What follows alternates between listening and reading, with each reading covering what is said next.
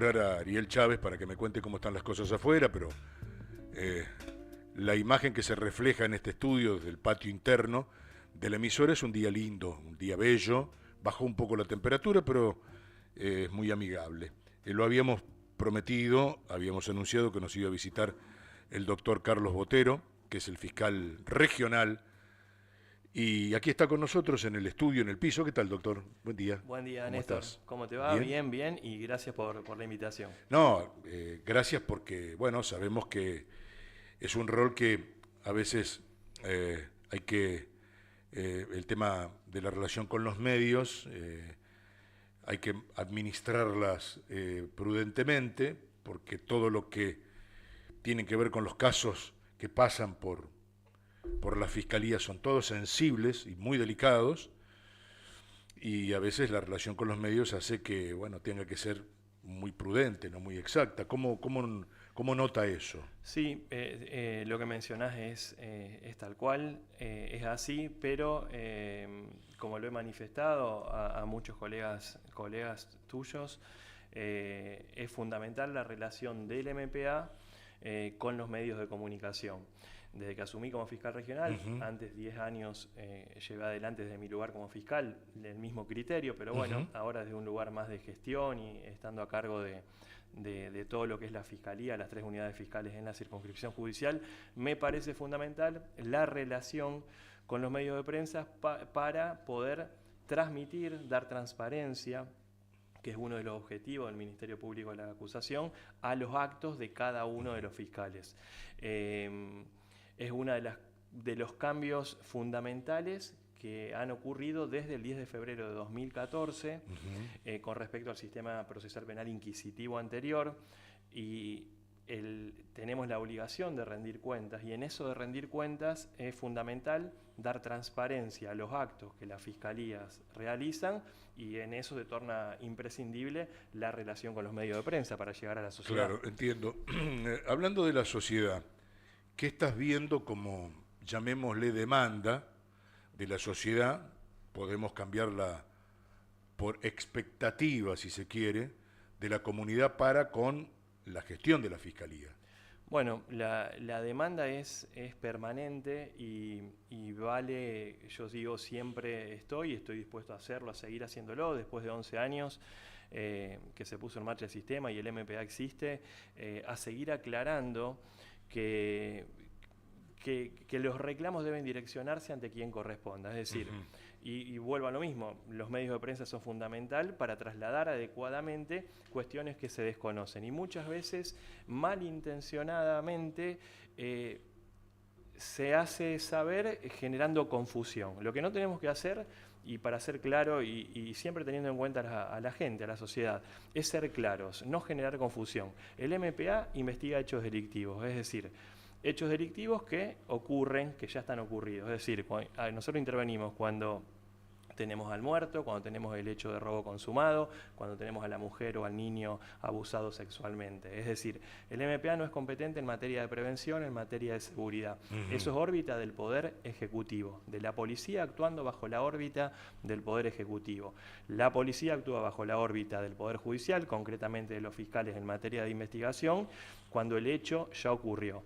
Aclarado eso, y ningún problema ante las demandas de la sociedad respecto de las víctimas que quieren saber cómo evoluciona una determinada investigación, cuál es la situación del imputado, si está en libertad, si está privado de la libertad, por qué en algunos casos se lo priva de la libertad, en otros no, que tiene que ver con una cuestión legal o una cuestión normativa. En eso sí, nosotros estamos para dar respuestas a la sociedad.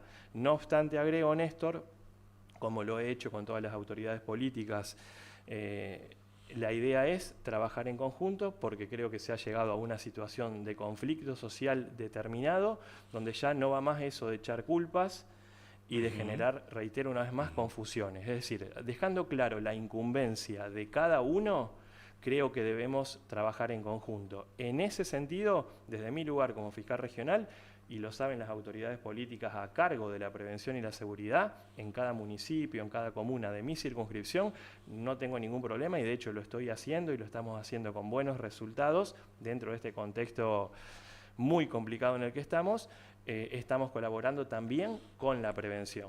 en esto de hacer un trabajo en conjunto, ¿no? Están notando, estamos con el fiscal Carlos Botero, aquí en Next Televisión y Radio El Espectador, están notando en consecuencia que los ciudadanos les estamos reclamando a los fiscales algunos temas que no son exclusivos de su competencia. Así es. Te doy un ejemplo. Nos llegan notas de vecinos, de barrios, de vecinales, digamos que forman parte de barrios, Sí. por ejemplo, la ciudad de Rafaela, reclamando, hasta puede ser gracioso, ¿no? ¿Por qué están los yuyos altos en un baldío? Es decir, lo cito a manera de ejemplo, entonces la respuesta es, ese reclamo es una cuestión administrativa que debe ir al municipio. Entonces, lo que nosotros advertimos es que todo tipo de reclamo, no cuestiones vinculadas a hechos delictivos ya ocurridos, se direccionan o vienen al MPA. Lo que a mí me permite considerar, y esto lo digo en base a la experiencia, es que somos prácticamente los únicos que terminamos dando una respuesta a la sociedad. ¿Respuesta por qué? Porque lo que se reclama es meter preso. Es meter preso a la gente, meter preso al delincuente, obviamente, ¿no? No a la gente de bien, a la gente que está dispuesta a vivir claro, en armonía en sociedad. Se reclama meter preso al delincuente. Pero esto tiene muchas aristas. O sea, lo que la gente quiere es que no haya delitos, no que metamos preso cuando el delito ya ocurrió. Si bien eso es lo que quiere la gente, si vos preguntás a cada persona, lo que quiere es que no le roben, que no le tiren tiros. Es decir, es un trabajo previo.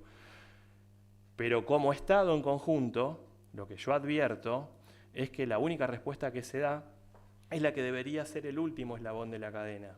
El último eslabón de la cadena, que es la mano más dura, la mano más represiva, que es meter preso a integrantes de la sociedad.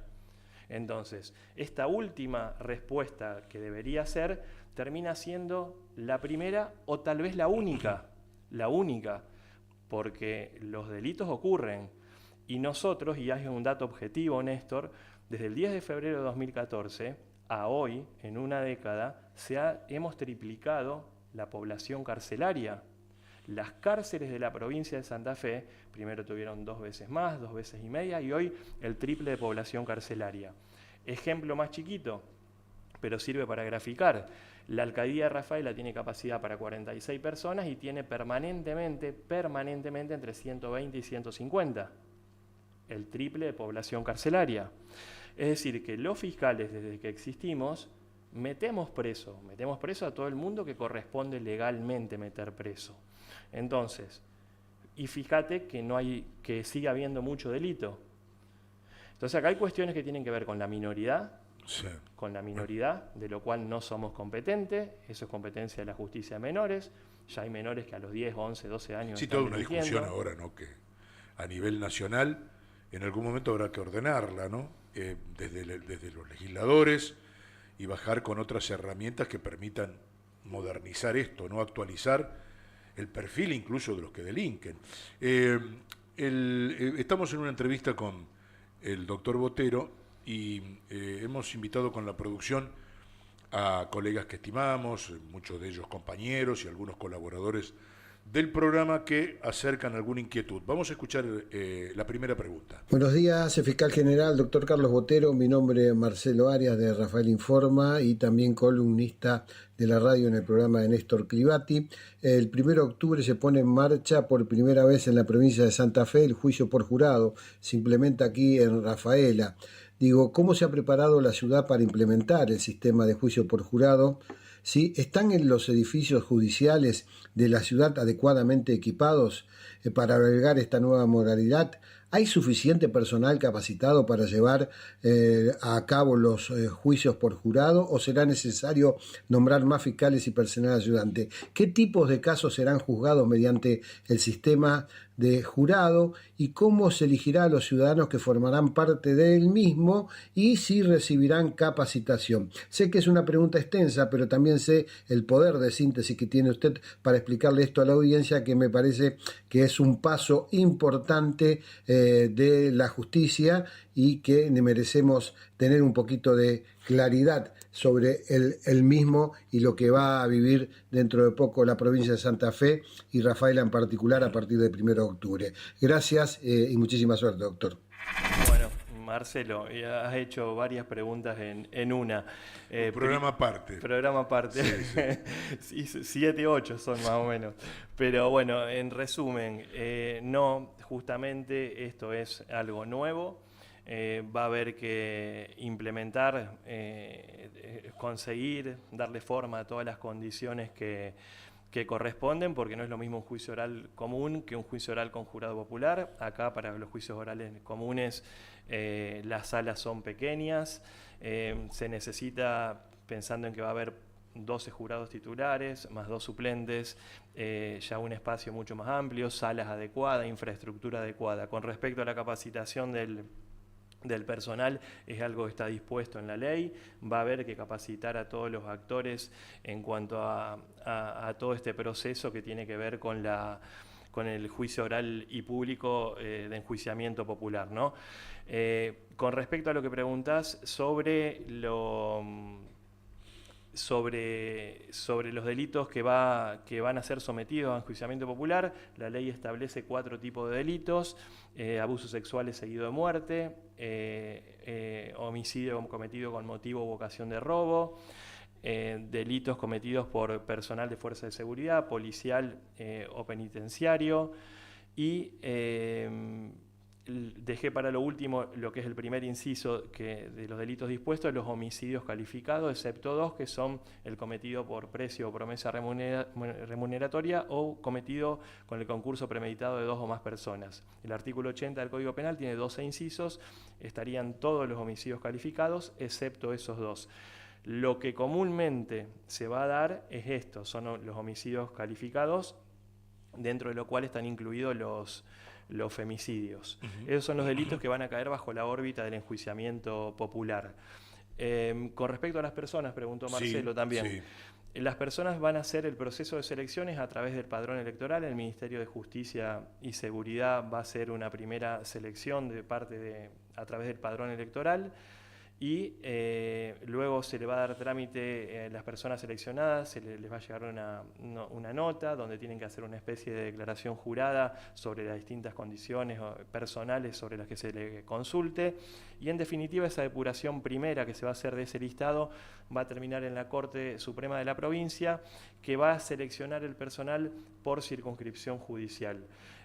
Luego cada circunscripción, a través de la Oficina de Gestión Judicial en Tribunales, ya va a ir depurando y haciendo todo un proceso de selección para cada caso concreto. Requisitos en general es ser ciudadano argentino, tener entre 18 y 75 años de edad, no ser condenado por delitos, no estar en el registro de deudores morosos alimentarios. Esos son los requisitos en general. Después, obviamente, hay provisiones e incompatibilidades. Por ejemplo, no pueden formar parte profesionales del derecho, integrantes de los 3 poderes del Estado en los distintos niveles, ejecutivo, legislativo y judicial. En términos generales, esas son las condiciones para... Un desafío muy importante nos viene para los ciudadanos, ¿no? Sí. Muy importante, porque esto de juzgarnos entre nosotros requiere de, lo que el fiscal Botero está marcando sobre el perfil de quienes sean elegidos para este tipo de responsabilidades. ¿Se irá cambiando en función de los juicios ese staff, por llamarlo de alguna manera, o el que ya ha calificado será citado frecuentemente? No, eso es importante, Néstor. La vigencia de los listados es, por ejemplo, el listado se arma en octubre de un año y tiene vigencia hasta diciembre del año siguiente. Durante todo ese año, las personas seleccionadas pueden ser designadas para distintos juicios. La decisión que tome ese jurado es parte de un elemento que después va a ayudar al juez en el veredicto final, o es vinculante. Claro, primero hay paridad de género también, omití mencionar. Correcto. Tiene que haber, son 12 jurados titulares y 2 suplentes. En un primer momento la selección es de 36 personas. Luego se va depurando y en el juicio concreto va a haber 12 jurados titulares. Lo que hace el jurado popular es dar un veredicto sobre culpabilidad o inocencia. Hay distintas etapas que desde el momento que empieza la deliberación, porque en un primer momento se requiere unanimidad, luego si no se logra esa unanimidad hay una mayoría grabada de 10 votos, después se puede declarar al jurado estancado, lo que puede dar lugar a un reemplazo de todo el jurado y un nuevo juicio. Bueno, hay distintos supuestos, pero en definitiva, y para no generar confusión, el jurado va a determinar si esa persona imputada, sometida a juicio oral y público como imputada, es culpable o es inocente. Si es culpable, si el jurado popular la considera culpable, lo que hace el tribunal técnico, Sí. integrado por un juez, es aplicar la pena. Va a determinar el monto de la pena. ¿No puede refutar el juez No. la decisión de culpabilidad o no de ese tribunal popular? Así es. Bien. La siguiente pregunta para el fiscal Botero aquí en El Espectador. El saludo, buen día para todos, Néstor, integrante del equipo, por supuesto al doctor Carlos Botero, por supuesto el agradecimiento inmenso por tu generosidad al dejarme participar o preguntar o consultar al doctor Botero. Bueno, se me viene a la mente muchísimos temas, muchas preguntas, pero quiero puntualizar en este tema, el tema de microtráfico, algo que no hace mucho tiempo aprobó la legislatura provincial en un cambio significativo, pero muy importante, es que las distintas regiones del MP, sus fiscales, a partir de esa aprobación, van a poder investigar, detener en la calle a personas que lleven en su poder algunos gramos de estupefaciente. Antes era terreno de la justicia federal. Bueno, ahora lo puede hacer el fiscal, cuando detenga a una persona en un lugar, como se dice en la jerga, con las manos en la masa. Bueno, esto requiere mayor presencia, mayor trabajo, contar con los recursos humanos necesarios. Bueno, esta es la pregunta. ¿Se ha dotado o se va a dotar de más fiscales, más allá de las necesidades que tenga cada fiscalía, como en el caso de Rafaela, 4 o 5 fiscales menos, porque se jubilaron, porque pasaron a ser jueces, en el caso del doctor Botero, que pasó a ser fiscal? Y en cuanto a si se tiene el recurso humano necesario para apoyar a esos fiscales, porque sabido es que el tema de la droga está instalada en la sociedad. Esa es la consulta.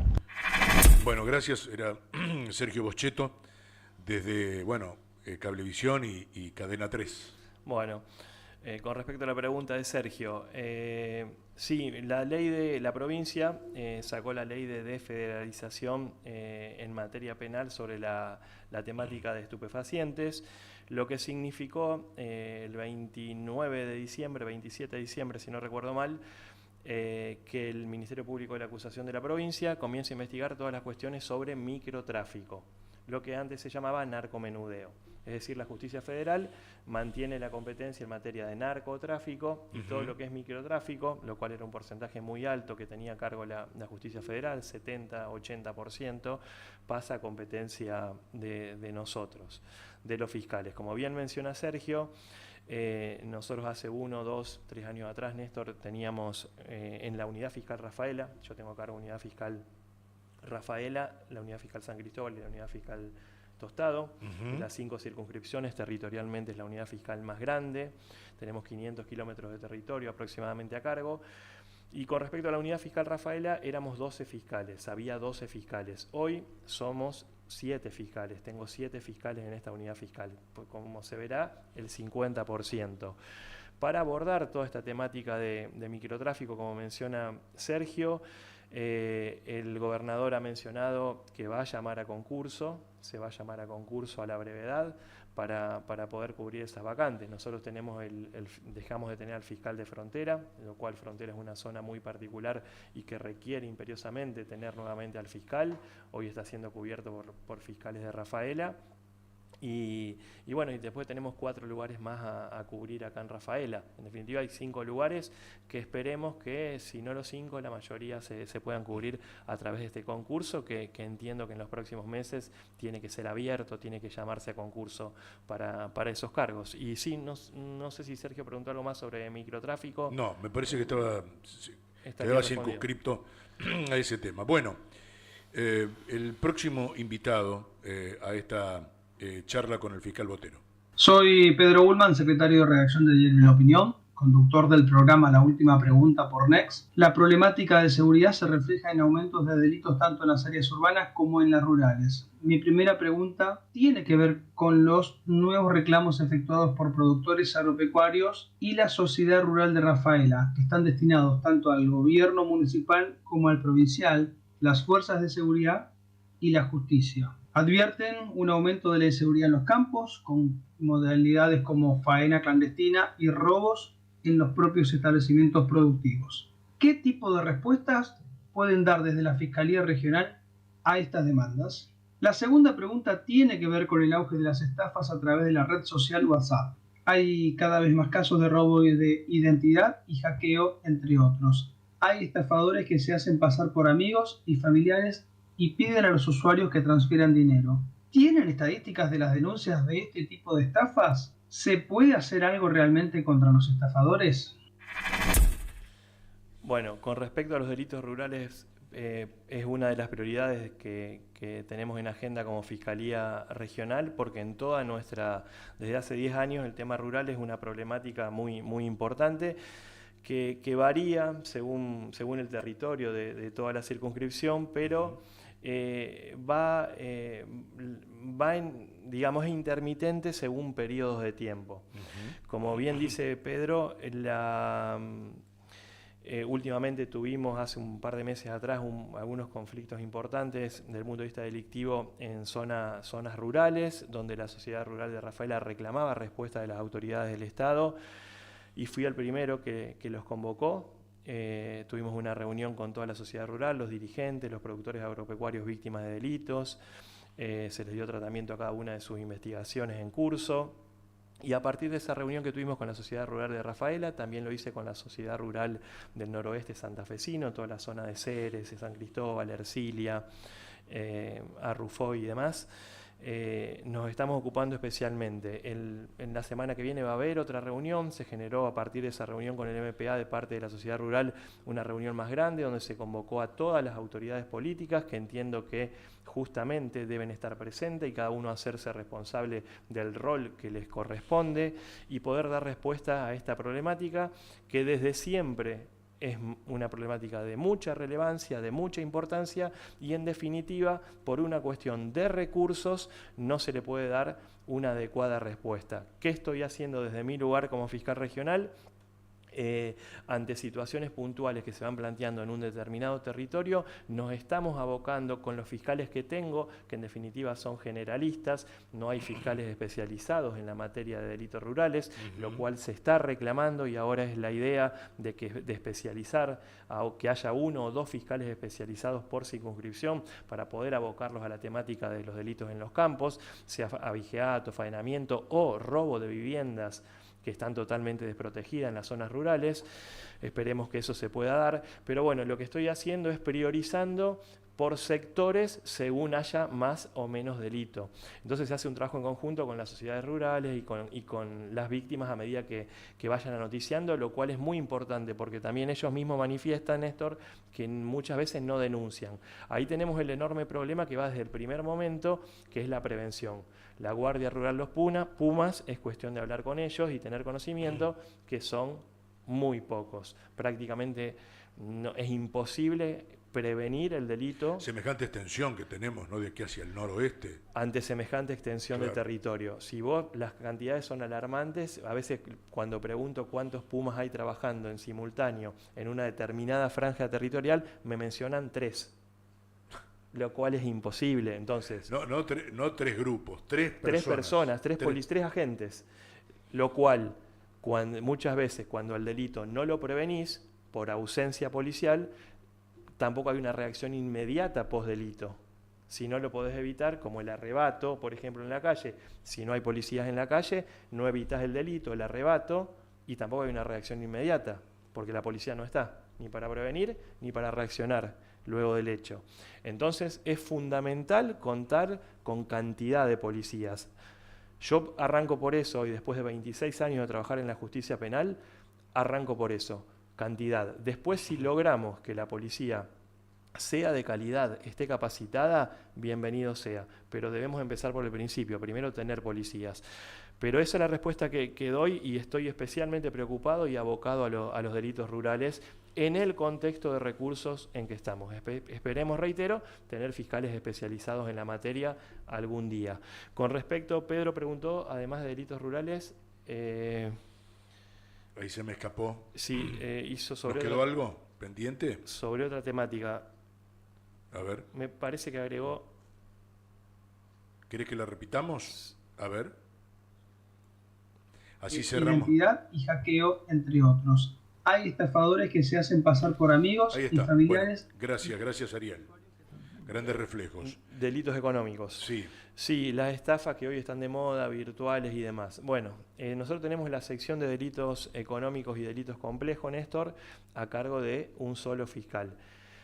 Es una de las temáticas, de las materias donde más denuncias ingresan. Es inmensa la cantidad de denuncias.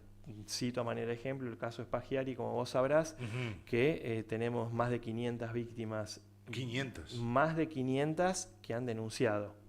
Tenemos conocimiento se que hay estima una cantidad mucho mayor. Correcto. Pero bueno, ya el número que se ha blanqueado, digamos, de denunciantes que hay en el caso son más de 500. Y hay un solo fiscal. Como también consultaba Pedro, porque ellos saben cómo estamos trabajando desde hace más de 10 años, cada fiscal trabaja con un empleado. A lo sumo, con mucho viento a favor, con 2. Esa es toda la estructura de un fiscal. Imaginémonos el caso del fiscal de delitos complejos, que tiene una cantidad enorme, cientos y miles de casos de estafas pequeñas, que para una persona es muy importante que le hackeen una cuenta con 200.000 pesos, 300.000 pesos, a estafas gigantescas, como nos pasó hace poco, menciono casos recientes, como las taperitas, la empresa Willy. ¿De cuántos millones había sido eso? Esa superó los 200 millones. 200 millones. Superó los 200 millones de pesos. Ahí tenemos 3 o 4 personas privadas de la libertad, más de 20 personas imputadas. Se los localizó en provincia de Buenos Aires, se ha hecho un gran trabajo. Pero bueno, son investigaciones gigantescas que abarcan que el fiscal se aboque de lleno a esos casos. Entonces, y tenemos cientos, y no cientos, sino miles y miles de denuncias. Ojalá podamos contar en el futuro con más fiscales para poder tener, es una sección que requiere al menos tener 3, 4 fiscales. Pero hoy estamos hablando que tenemos, sacando a las 2 fiscales que tenemos en género y delitos sexuales, cuya demanda es también inmensa, tengo 5 fiscales y yo estoy diciendo que deberíamos tener 2, 3, 4 para delitos complejos y económicos. Lamentablemente esa es la estructura, pero quiero ser claro y hacer saber la realidad. Eso no significa que lo que mencione como una realidad sean excusas, como algunas personas dicen, no excusas, no doy excusas. Estoy describiendo la realidad. Si a alguien le molesta, yo lo siento, pero es la realidad. ¿Y por qué no son excusas? Porque nosotros trabajamos, porque no paramos de trabajar. Los fiscales están en audiencias los viernes a la tarde, a la noche, sábado mañana, tarde, noche, domingo mañana, tarde y noche. Entonces, nosotros trabajamos de lunes a lunes, no se deja de trabajar nunca, no hay feriados, no hay fines de semana. Entonces, nosotros trabajamos, pero yo como fiscal regional no voy a dejar de mencionar la realidad. Y trabajamos con una carencia absoluta, con una carencia extrema de recursos. Sabemos que el Estado tiene recursos, son pocos los recursos del Estado, pero en este contexto tenemos que tratar de mejorar esas condiciones para poder darle más respuestas a la gente. Pero en el contexto en que estamos, todo lo posible, humanamente posible, se hace. No, decía que la nota periodísticamente me satisfizo, creo que es fuerte, que es importante. Como ciudadano estoy muy preocupado. O sea, me voy preocupado de la nota. Como periodista me voy satisfecho y como ciudadano me voy muy preocupado porque esta es una descripción que va en oposición a la expectativa que todos tenemos, porque se conoce el diagnóstico, pero las herramientas para mejorar, ¿no?, en tiempo y forma todas estas investigaciones no parecen estar tan resueltas o tan a mano, ¿no? Muchas gracias por la visita, doctor Botero, y bueno, seguimos en línea periodísticamente. Muchas gracias, Néstor, y a disposición para cualquier El doctor Carlos Botero es el jefe de los fiscales a nivel regional y nosotros lo tuvimos aquí en el piso de Radio El Espectador y Next Televisión. Volvemos en un rato.